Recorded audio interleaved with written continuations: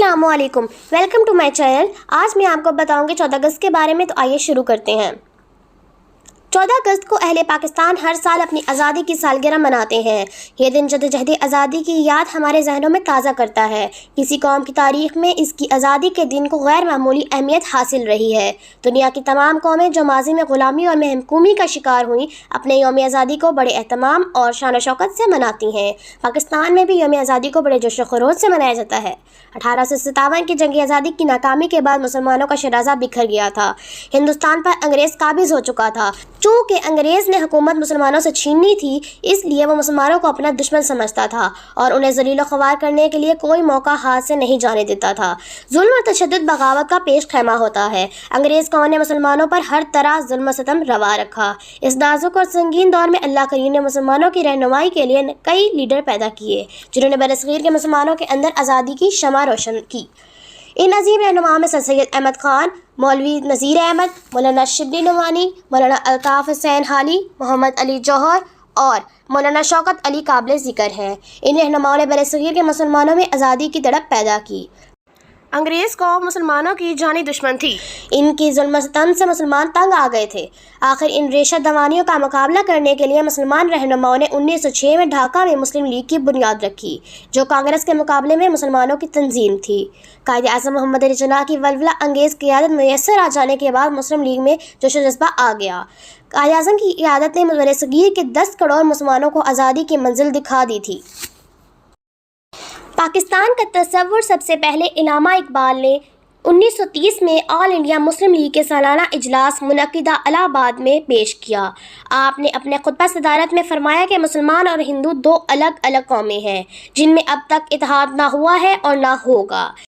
اس لیے برصغیر میں رہنے والی قوموں کا سیاسی حل یہی ہے کہ ہندوستان کے جن خطوں میں مسلمان آباد ہیں، وہاں مسلمانوں کی ریاست قائم کر دی جائے۔ یہ تصور جلد ہی اسلامیان ہند کے دلوں کی دھڑکن بن گیا اور وہ اسے عملی جامہ پہنانے کے لیے سرگرم عمل ہو گئے۔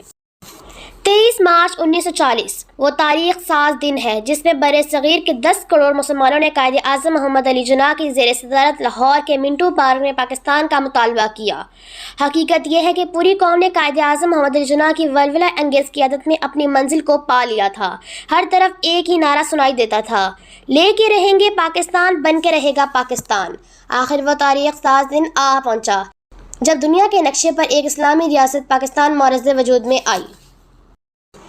قیام پاکستان کا مقصد یہ تھا کہ برصغیر کے اندر مسلمانوں کا الگ وطن ہو، جس میں کتاب و سنت کے مطابق حکومت قائم ہو۔ مسلمان اپنی انفرادی اور اجتماعی زندگیوں کو اسلامی تعلیمات کے مطابق ڈھال سکیں۔ پاکستان اسلامی زندگی کی ایک تجربہ گاہ ہے، جہاں پر وہ اپنے تہذیب و تمدن کا بہتر طور پر تحفظ کر سکیں۔ پاکستانی قوم ہر سال بڑی شان و شوکت سے اس دن کو منایا کرتی ہے۔ جلوس نکلتے ہیں اور بڑے بڑے شہروں، قصبوں، بازاروں اور گلیوں کو دلہن کی طرح سجایا جاتا ہے۔ ہر طرف ایک روح پرور قومی جذبے سے مزین سما دکھائی دیتا ہے۔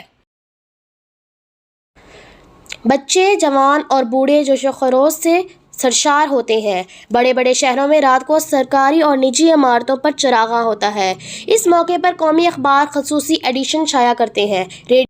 ریڈیو، ٹیلی ویژن رنگا رنگ پروگرام پیش کرتے ہیں۔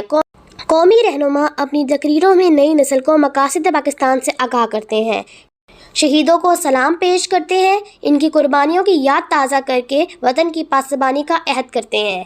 ہر پاکستانی شہری کو استحکام پاکستان کے لیے کام کرنا ہوگا۔ جب تک ہر فرد کی سوچ قومی نہیں ہوگی، بات نہیں بنتی۔ ہم سب مسلمان ہیں اور پاکستانی ہیں، کوئی پنجابی، سندھی، بلوچی اور پٹھان نہیں، ہم صرف اور صرف مسلمان ہیں۔ ہمیں قدم سے قدم ملا کر چلنا ہوگا، پھر دنیا کی کوئی طاقت پاکستان کو کوئی گرزن نہیں پہنچا سکتی۔